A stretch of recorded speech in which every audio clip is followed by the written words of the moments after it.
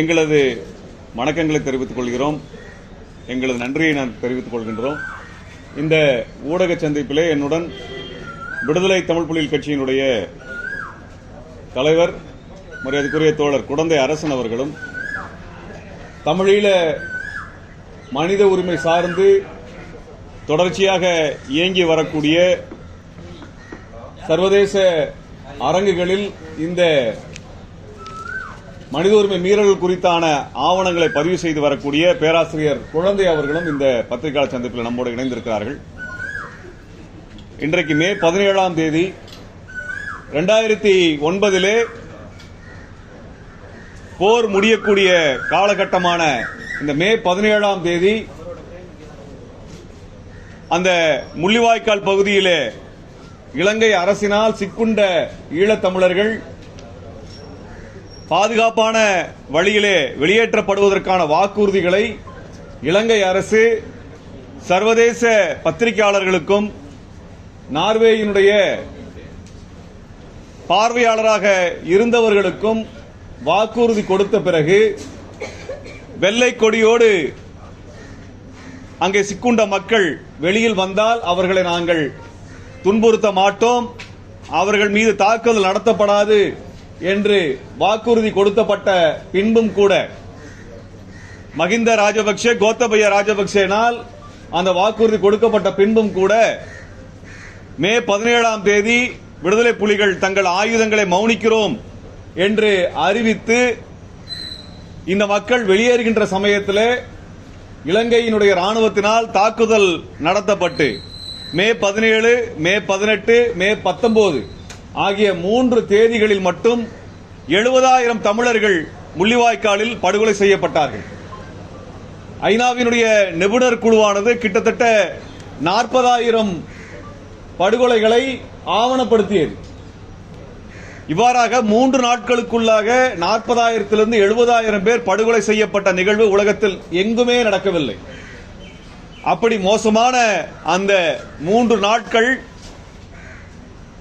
இந்த மே 17ஆம் தேதியிலே துவங்குகிறது என்பதை அடையாளப்படுத்தும் விதமாக எங்கள் இயக்கத்திற்கு மே 17 இயக்கம் என்று நாங்கள் பெயர் வைத்தோம். அந்த வகையிலே 2009 இனப்படுகொலை முடிந்து கிட்டத்தட்ட 15 ஆண்டுகள் கடந்த பின்பும் கூட அங்கே சித்திரவதைகள், படுகொலைகள், பாலியல் வன்புணர்வுகள், காணாமல் ஆக்கப்படுதல் என்று தொடர்ச்சியாக நடந்து வருவதை ஐநாவினுடைய நிபுணர் குழுவிலே பங்கு பெற்றிருந்த யாஸ்மின் சூகா அவர்கள் சிங்கள பத்திரிகையாளர்களினுடைய கூட்டமைப்பாக இயங்கக்கூடிய ஜேடிஎஸ் என்று சொல்லப்படக்கூடிய பத்திரிகையாளர்கள் அமைப்பு மற்றும் காணாமல் ஆக்கப்பட்டவர்களுடைய குடும்பத்தினருடைய அமைப்பு என்று பல்வேறு அமைப்புகள் இணைந்து தற்போது மே 8ஆம் தேதி ஒரு அறிக்கை வெளியிட்டிருக்கிறாங்க. ஒரு வாரத்திற்கு முன்பு வெளியிடப்பட்ட அந்த அறிக்கையில் கடந்த 5 வருஷத்துக்குள்ளாக இன்றிலிருந்து ஒரு 5 வருடத்திற்குள்ளாக பார்த்தோம்னா அந்த 5 வருஷ காலகட்டத்தில் பல நூறு பேர் கடத்தப்பட்டிருக்கிறார்கள். வெள்ளை வேனிலே இலங்கை அரசினால், ராணுவ படையினரால், காவல்துறையினரால், சிறப்பு புலனாய்வு படையினர் கடத்தப்பட்டவர்கள் 123 பேர் என்று ஆவணப்படுத்தியிருக்கிறார்கள். இந்த 123 பேர்ல பெரும்பாலானோர் இன்றைக்கு வெளிநாட்டிலே தப்பிச் சென்று வாழ்கிறார்கள். அப்படி என்றால் இலங்கைக்குள்ளாக எத்தனை கடத்தல் நடத்தப்பட்டது, எத்தனை பேர் சித்திரவதைக்கு உள்ளாக்கப்பட்டார் என்கின்ற முழுமையான விவரங்களும் வெளியில் வரவில்லை. இவ்வாறாக கடத்தப்பட்ட 123 பேரிலே 51 பேர் பாலியல் வன்புணர்வுக்கு உள்ளாக்கப்பட்டிருக்கிறார்கள். அதாவது ரேப் செய்யப்பட்டிருக்காங்க. எவ்வளவு பேர்னா 51 பேர். யாரால் என்றால் இலங்கையினுடைய படையினரால், இலங்கையினுடைய காவல்துறையினரால், இலங்கை அரசினால் 51 பேர் பாலியல் வன்புணர்வுக்கு உள்ளாக்கப்பட்டிருக்கிறார்கள். அது மட்டுமல்லாமல் இவர்கள் கடுமையான சித்திரவதைக்கு உள்ளாக்கப்பட்டிருக்கிறார்கள். அதில் ஒருவர் என்ன சொல்றாருனால், அவரை கடத்தி கண்டு சென்றார்கள். அந்த காவல்துறை கடத்தி சென்ற பிறகு பெட்ரோல் ஊற்றி வைக்கப்பட்ட ஒரு பாலித்தீன் பாக்கெட்டிலே அவர் முகத்தை மூடி வைக்கிறார்கள். அவர் மூச்சு திணறலிலே அவர் இறந்து போகக்கூடிய நிலை வரும் பொழுது அந்த பாக்கெட்டை வெளியில் எடுத்து மறுபடியும் இதே சித்திரவதைக்கு உள்ளாக்கப்படுகிறார்கள். அதேபோல இன்னொருவரை நீருக்குள்ளாக அமிழ்த்தி அவர் இறந்து போகக்கூடிய சூழல் வரும்போது அவர் வெளியில் எடுப்பதும் பிறகு சித்திரவதை செய்வதுமாக செய்து கொண்டிருக்கிறார்கள்.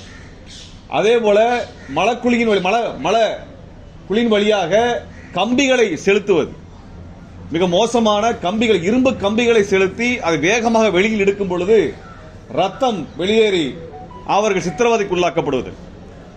இது மட்டுமல்லாமல் சொல்ல முடியாத வகையிலே, இங்கே எங்களால் வெளிப்படையாக சொல்ல முடியாத வகையிலெல்லாம் பல்வேறு சித்திரவதைகள் பெண்கள் மீது நடத்தப்பட்டிருக்கின்றன. அங்கே ஆண்கள் உட்பட, ஆண்கள் பெண்கள் என்று பாகுபாடு இல்லாமல் அனைவருமே வன்புணர்வுக்கும் உள்ளாக்கப்பட்டிருக்கிறார்கள். இந்த ஆவணம் கடந்த வாரத்தில் வெளியாக்கப்பட்டிருக்கிறது. இது மட்டுமல்ல, கடந்த 2012-13 அங்க மாத்தலை என்கின்ற பகுதியிலே மனித புதைகுழி எடுத்திருக்கிறாங்க. நூற்றுக்கணக்கானவருடைய உடல் அங்கே புதைகுழியிலிருந்து எடுக்கப்பட்டிருக்கிறது. அதற்கப்புறம் மன்னார் மாவட்டத்தில் 2 பகுதிகளில், தனித்தனியாக 2 பகுதிகளில் மனித புதைக்குழி எடுத்திருக்கிறாங்க. ஒன்னிலே 80 உடல்கள் கிடைத்திருக்கின்றன. இன்னொரு முறை 2018 எடுத்த பொழுது அது 315 உடல்கள் எடுக்கப்பட்டிருக்கின்றன.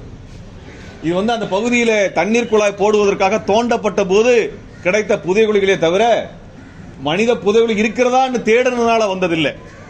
அப்படின்னா இன்னும் எத்தனை மனித புதைகுழிகள் இருக்கும் என்று தெரியவே இல்லை. இதுல அவர்கள் மாத்தறை பகுதியில் மனித புதைக்குழியை கண்டுபிடிச்ச உடனே இலங்கை அரசு வெகு வேகமாக அந்த மனித புதைக்குழியை தோண்டுவதற்கு ஆர்வம் காட்டினார்கள். காரணம், இது விடுதலை புலிகள் செய்த படுகொலையாக இருக்கலாம் என்று தோண்டினார்கள். ஆனால் தோண்டிய பிறகுதான் தெரிந்தது அது கருணா குழுவினாலும் இலங்கையினுடைய படையினராலும் சேர்த்து நடத்தப்பட்ட படுகொலைகளுடைய உடல்கள் என்று தெரிந்த பிறகு அந்த மனித புதைக்குழியை ஆய்வு செய்வதை நிறுத்திவிட்டார்கள். இவ்வாறு மனித புதைக்குழிகள் கண்டுபிடிக்கப்பட்டுக் கொண்டே இருக்கின்றன. இதில் நான் ஒரு தகவலை சொல்ல விரும்புகிறேன்.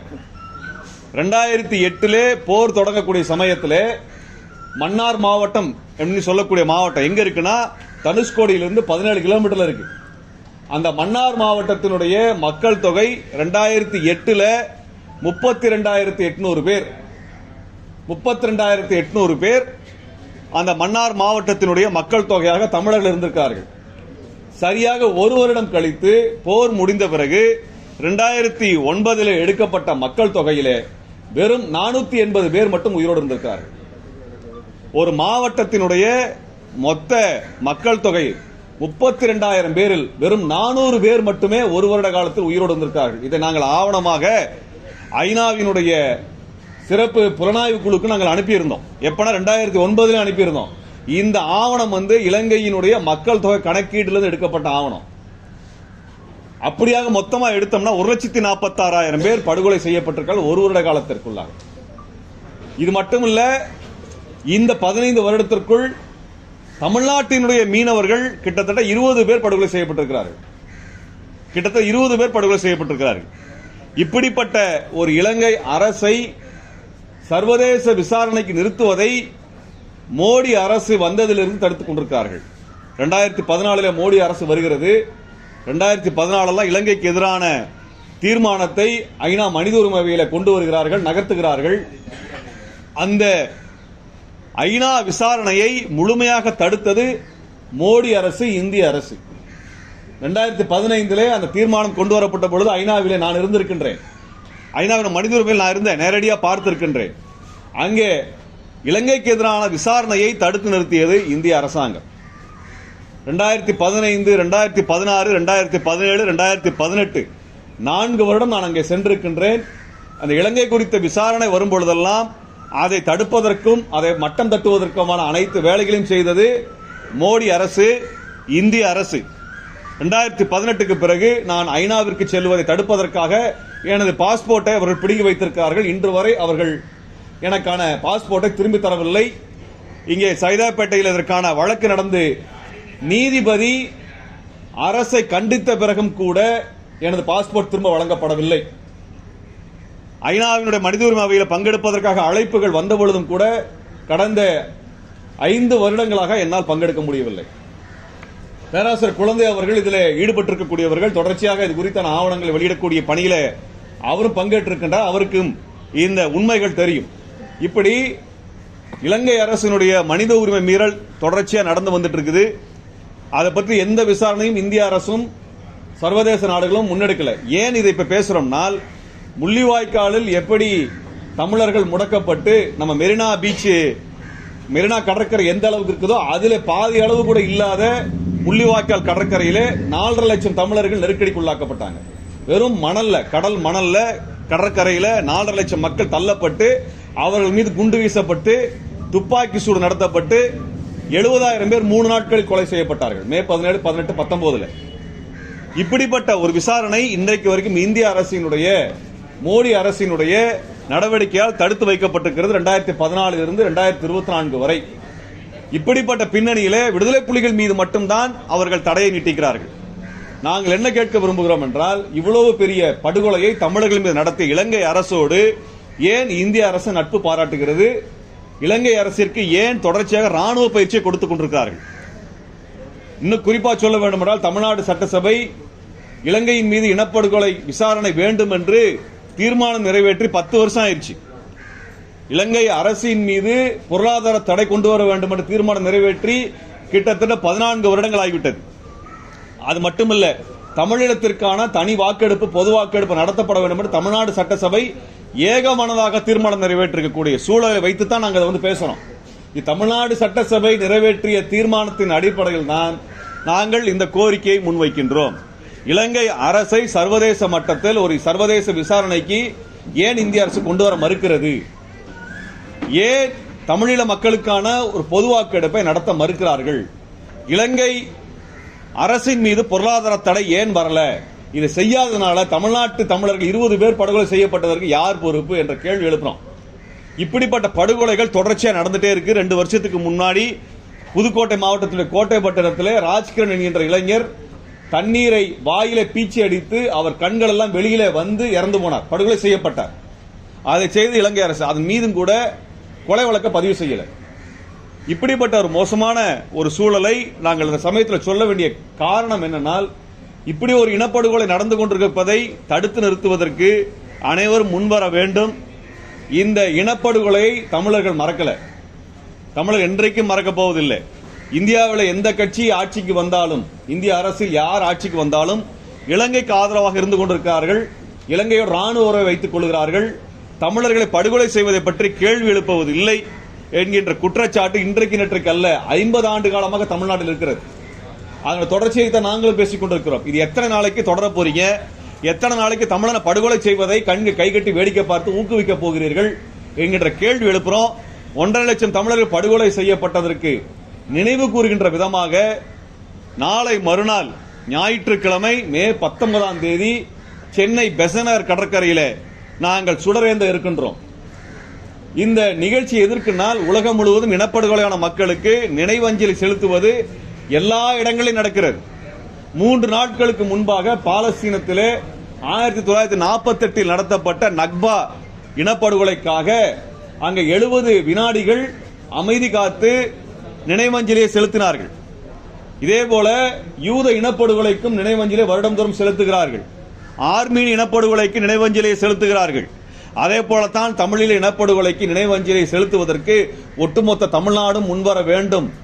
அந்த வகையிலே மே 19ஆம் தேதி கடற்கரையில் நாங்கள் வைத்திருக்கின்றோம். கடந்த 12 ஆண்டுகளாக இந்த நினைவேந்தல் நடத்தி வருகிறோம். இதில் அனைத்து தமிழர்களும் பங்கெடுக்க வேண்டும். அமைதியான முறையிலே அங்க படுகொலையான மக்களை நாங்கள் மறக்கவில்லை, அவர்களுக்கான நீதிக்காக நாங்கள் போராடி கொண்டிருக்கிறோம் என்பதை உலகத்திற்கு சொல்லுவதற்காக அனைவரும் வர வேண்டும்.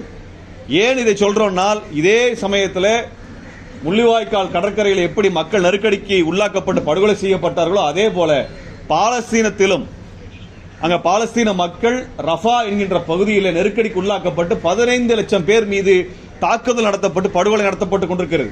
நான் பேசிக் கொண்டிருக்கக்கூடிய இந்த நேரத்தில் அங்கு இனப்படுகொலை நடந்து கொண்டிருக்கிறது. எவ்வாறு இலங்கை ராணுவம் செய்ததோ அதே முறையை இஸ்ரேல் ராணுவம் செய்கிறது. இது இலங்கை மாடல் என்று சொல்லுகிறார்கள். அந்த இலங்கை மாடல், ஸ்ரீலங்கன் மாடல் என்று சொல்லப்படுகின்ற அழிப்பு முறை இப்பொழுது அங்கே நடக்கிறது. இது விட்டோம்னா உலகம் முழுக்க இதே மாதிரி இனப்படுகொலை நடந்து கொண்டே போகும். இனப்படுகொலை தடுக்க முடியாத நிலைமை வரும்.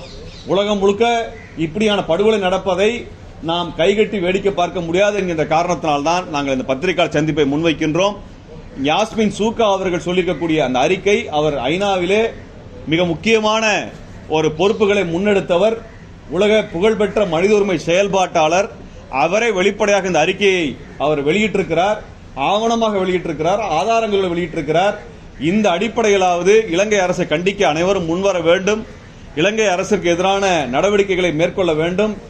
இதை நினைவுபடுத்தும் விதமாக பல்வேறு தலைவர்கள் கட்சி சாதி மத பாகுபாடு இல்லாமல் மே 19ஆம் தேதி ஞாயிற்றுக்கிழமை மாலை பெசன்ட் நகரில் நாங்கள் ஒன்று கூட இருக்கின்றோம். அதில் நீங்கள் அனைவரும் பங்கெடுக்க வேண்டும் என்ற வேண்டுகோளை சமயத்தில் முன்வைக்கின்றோம். இது தமிழர்களுடைய நினைவஞ்சலி. அந்த நினைவஞ்சலி அனைவரும் பங்கெடுத்து இந்த இனப்படுகொலைக்கான நியாயத்தை கேட்க முன்வர வேண்டும் என்ற வேண்டுகோளை இச்சமயத்தில் நாங்கள் உங்களுக்கு முன்வைக்கின்றோம்.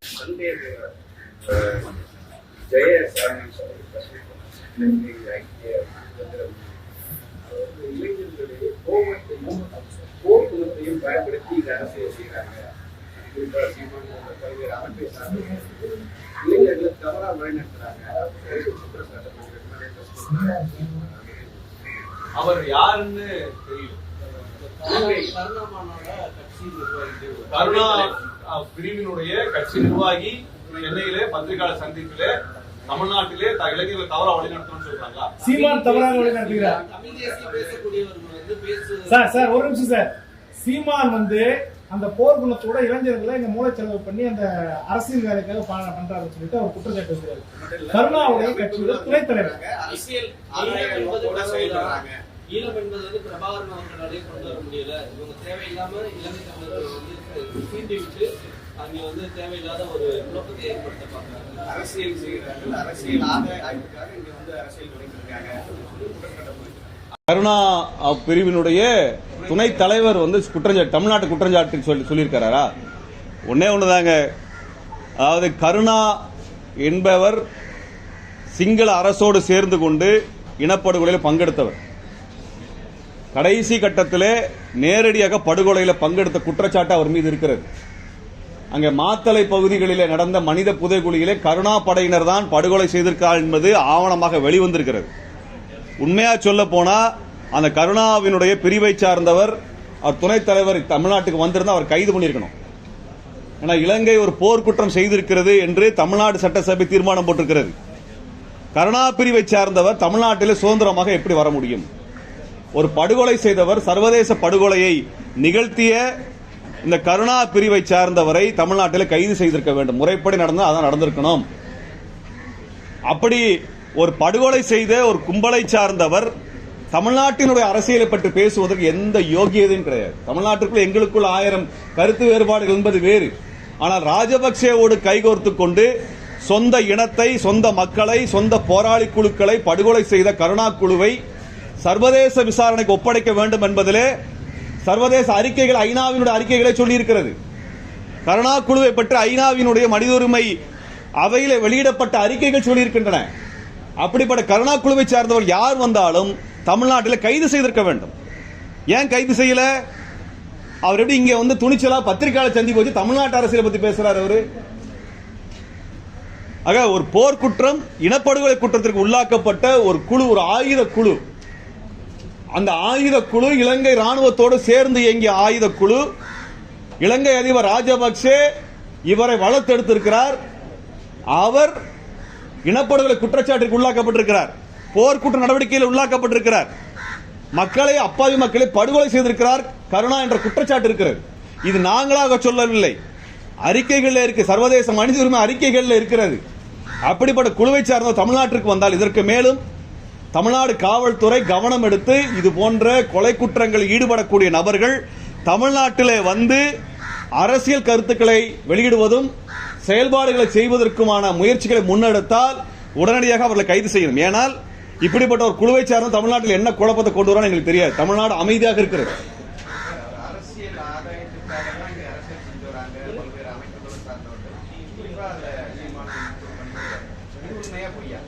இல்லைங்க, முதல்ல கொலையாளி மத்தவங்களுக்கு குற்றம் சொல்றதுக்கு முதல்ல கொலையாளியை பத்தி குற்றச்சாட்டை பேசணும்ல.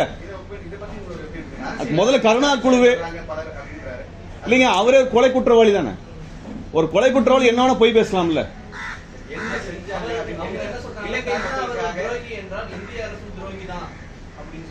இந்திய அரசு துரோகின்னு கருணா சொல்றாருல்ல, அதுக்கு நடவடிக்கை எடுக்க சொல்லுங்க. இந்திய அரசு துரோகி என்று சொல்லி வெளிநாட்டிலிருந்து வந்து இங்கே பத்திரிகா சந்திப்பு நடத்தின கருணாவினுடைய குழுவின் மீது என்ன வழக்கை பதிவு செய்திருக்கிறார்? பேசுவதை தவிர தமிழ் அந்த ஈழ மக்கள் என்ன செஞ்சாங்க அப்படின்னு ஒரு கேள்வி. ஈழத் தமிழர்களுக்கு போராட்டம் பண்ணது தவிர்த்து அரசியல் ஆதாயத்தோட செயல்படுறது. ஏன்னா இங்க வந்து அடிமையாக்குறது நாங்க தான். ஆனா இங்க வந்துட்டு நீங்க நீங்க ஏதாவது கருத்து சொல்லிட்டு போயிருங்க. ஆனா இங்க பாதிக்கப்படுவது பர்சனா நாங்க தான் பாதிக்கப்படுறோம் அப்படின்னு. நீங்க என்ன செஞ்சிருக்கீங்கன்னு கேட்கிறாரு ஓப்பனா. இல்லைங்க, கருணா குழுவுக்கு பதில் சொல்ல வேண்டிய அவசியம் முதல்ல இல்லை. இருந்தாலும் இந்த கேள்வியில இருக்கக்கூடிய சில விவரங்களுக்கு தெளிவா சொல்லணும். தமிழீழத்தில் தான் விடுதலை போராட்டம் நடந்து கொண்டிருக்கிறது. அதற்கான ஆதரவு களத்தை தான் தமிழ்நாடு வழங்கிக் கொண்டிருக்கிறது. தமிழ்நாடு என்பது ஆதரவு தளமாக நிற்கிறது. இன்னைக்கு பாலஸ்தீனத்தில் போர் நடக்குதுன்னா உலகம் முழுக்க போராட்டம் பண்றாங்க. என்ன பண்றாங்க? அமெரிக்காவில் போராட்டம் நடக்குது, ஐரோப்பாவில் போராட்டம் நடக்குது, தமிழ்நாட்டில் கூட நடக்கிறது. என்ன பண்றாங்க? ஆதரவு பண்ணி போரை நிறுத்துங்கன்னா போராட்டம் நடத்துறாங்க. அந்த குரலை கொடுத்திருக்கிறோம். இன்னைக்கு ஈழத்தமிழர் பிரச்சனை இந்தியா முழுவதும் கொண்டு போனதும் உலகளாவிய அளவில் போவதற்கு தமிழ்நாட்டு தமிழர்கள் உதவி செய்திருக்கிறார்கள். வேற என்ன செஞ்சணும்? வேற என்ன செய்யணும்? கருணா குழுவுக்கு ராஜபக்சேவிட்ட போய் மண்டிட்டு நிக்கிற மாதிரி நிக்கணுமாமா? கருணா போய் நிக்கட்டும், அவர் போய் நிக்கட்டும், மண்டிட்டு நிக்கட்டும். அது அவருடைய பிழைப்பு. கருணாவை போல தமிழர்கள் மண்டிட்டு நிக்க மாட்டாங்க.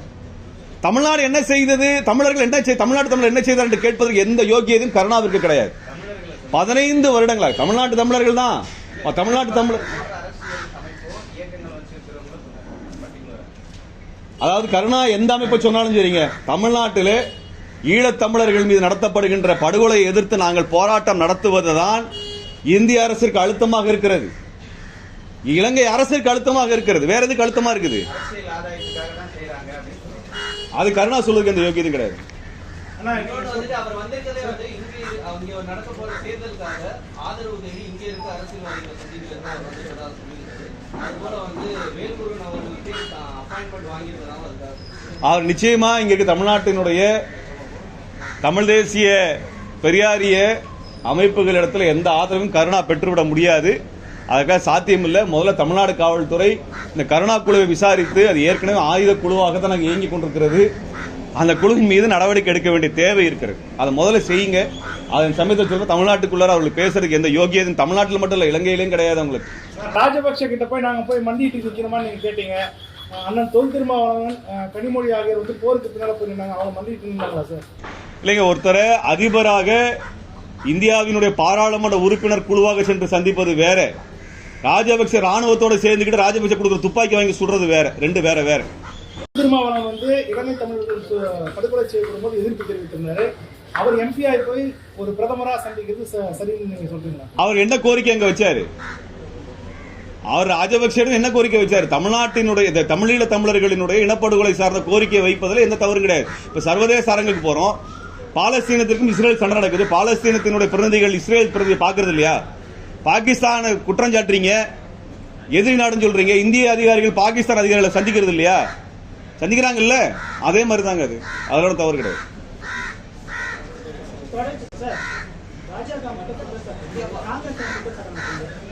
காங்கிரஸ் தொடர்ச்சியாக குற்றம் சாட்டி தான் காங்கிரஸ் தமிழ்நாட்டில் வெற்றி பெற முடியாமல் 2014 தோல்வி அடைஞ்சது. அது செஞ்சது நாங்க தான்.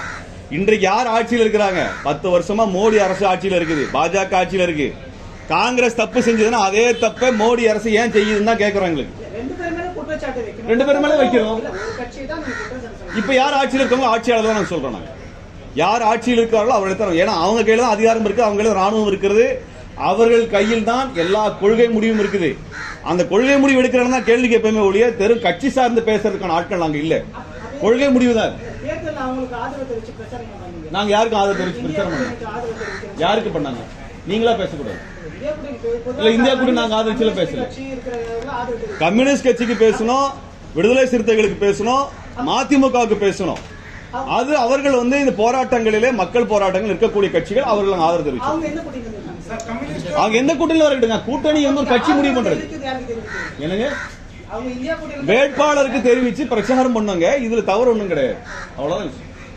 நாங்க என்ன கூட்டணியில போய் நிக்கிறோம்? நாங்களா கூட்டணி? கட்சி தாங்க கூட்டணி வைக்க முடியும்.